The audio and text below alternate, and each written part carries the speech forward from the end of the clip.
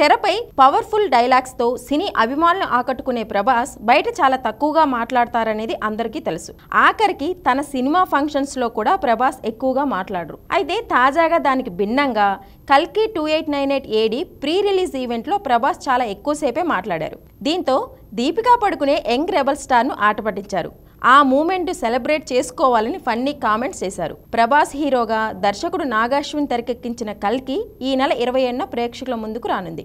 ఈ సందర్భంగా చిత్ర యూనిట్ ముంబైలో ప్రీ రిలీజ్ ఈవెంట్ నిర్వహించింది.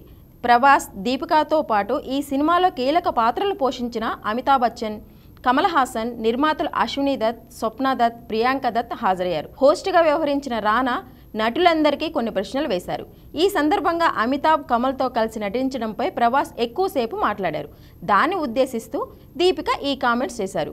ప్రభాస్ ఇంటి నుంచి అందరికీ ఆహారం వచ్చేదని, అది తినే తాను ఇలా మారానని సరదాగా వ్యాఖ్యలు చేశారు దీపిక.